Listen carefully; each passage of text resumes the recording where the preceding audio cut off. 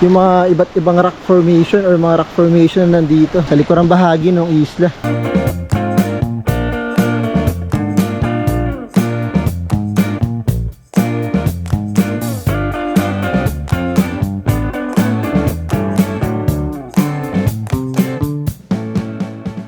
Mula rito sa Isla ng Dulutan, na-explore na natin to, nakita natin yung iba't ibang mga pwede nating gawin dito sa Isla ng Dulutan. At next na pupuntahan natin ay yung kabilang isla lang, ayun nasa tawid, ang isla naman ng Kapinyahan. Let's go!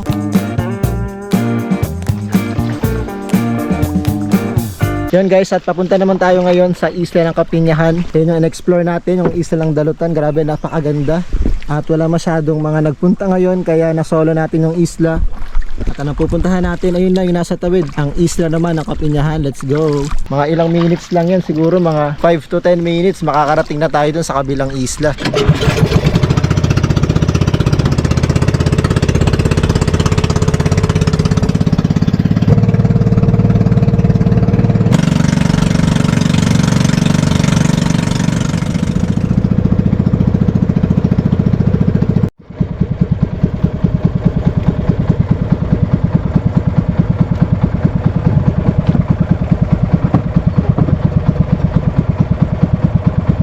Yo, good morning guys, at nandito tayo ngayon sa Isla ng Kapinyahan at kasama natin si Sir Cipriano na kung saan siya yung caretaker nitong isla o resort na nandito sa Kapinyahan. Sir, so magkano yung entrance fee?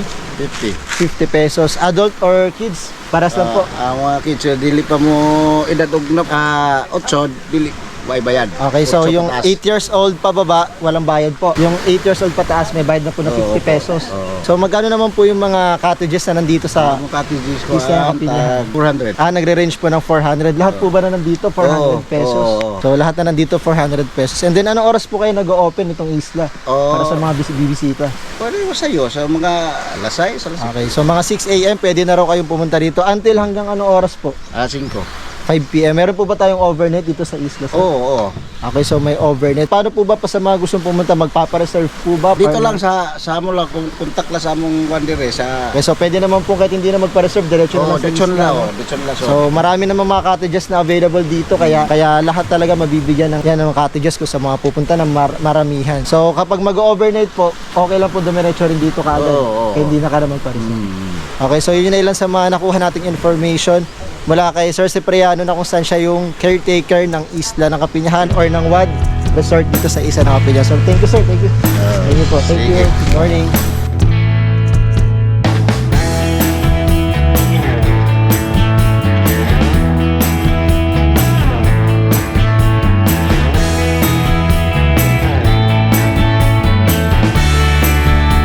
So yun nga guys, nandito tayo sa Isla ng Kapinyahan at ito ay parte ng bayan ng Almeria sa probinsya ng Biliran.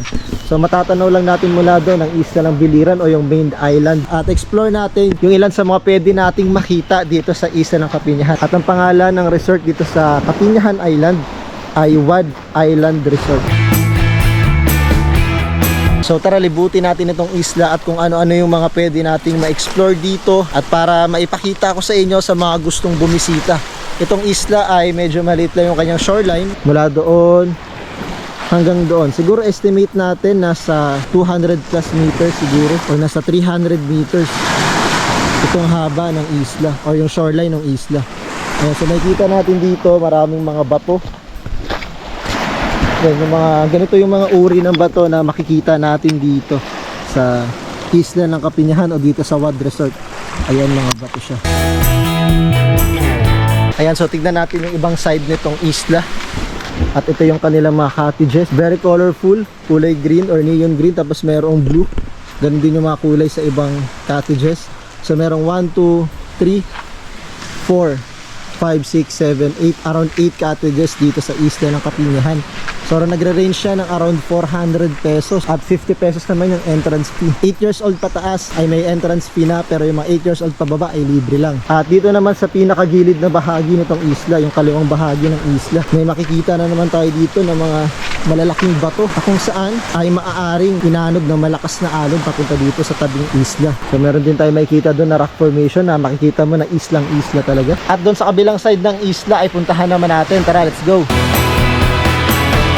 Yo guys, at sa side na to ng isla ng Kapinyahan Island ay meron tayong makikita ditong napakalawak na pantalan or daungan ng mga bangka sa mga turista o mga bumibisita dito sa isla. So tara, puntahan natin yung dulong bahagi nitong pantalan. Napakalawak nito, siguro mga 3 metro or 4 na metro yung lawak nitong pantalan, kaya hindi kayo makangamba sa mga dadaong or mga bibisita rito. Habang nandito tayo, makikita natin sa likurang bahagi yung view ng napakagandang Kapinyahan Island. Ayan, so nandito tayo sa pinakadulong bahagi nitong pantalan or daungan ng mga bangka, at ayun, makikita natin mula doon yung napakagandang view nitong isla ng Kapinyahan. Makita din natin na yung kulay ng tubig dito ay medyo green na parang blue, at makita mo mismo yung mga bato dun sa ilalim, kahit masasabi mo talaga na napakalinaw ng tubig dito sa isla na to. Alright, so check naman natin yung buhangin na nandito sa isla ng Kapinyahan. So tignan natin yung texture ng buhangin. Ito siya, may mga maliliit na bato at kulay brown din siya, tulad na nakikita ninyo. Kulay brown yung buhangin na nandito na mayroong mga maliliit na bato. Nakikita pa natin dito guys yung napakalinaw na tubig dagat. Ayun, oh. Grabe, sobrang linaw na parang makikita mo, clear na clear talaga. Pati doon sa pinaka mga maliliit na bato ay makikita mo dito. Grabe, sobrang linaw. Kaya dito sa parte ng Wad Resort dito sa Kapinyahan Island, mayroong mga patwalk o mga sementadong patwalk na ginawa. At sinabi sa atin ng caretaker na si Sir Cipriano na meron daw pwedeng puntahan doon. So tara. So nasa likod ko yung dagat, at dito tayo sa parte na to ng Kapinyahan Island. Let's go, let's go. Meron daw magandang view rito. So check natin.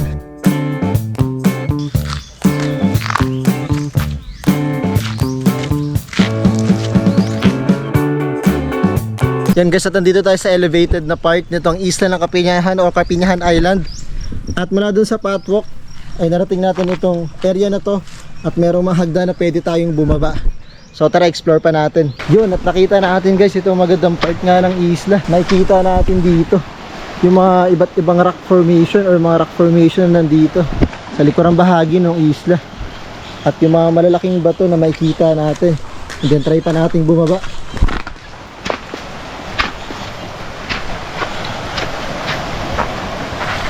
Bukod doon sa mismong dagat or yun doon sa may resort na malapit sa cottages, ay pwede rin nating i-explore itong bahagi ng isla na kung saan makikita natin yung mga rock formation na nandyan.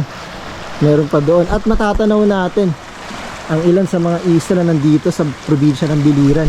So yung nakikita nating isla, na yun ay ang mainland Biliran, at doon naman ay ang dalutan na pinuntahan na natin, yung Dalutan Island. At andun sa side na yun, Maripipi, Tingkasan, at marami pang mga isla na pwede nating matanaw.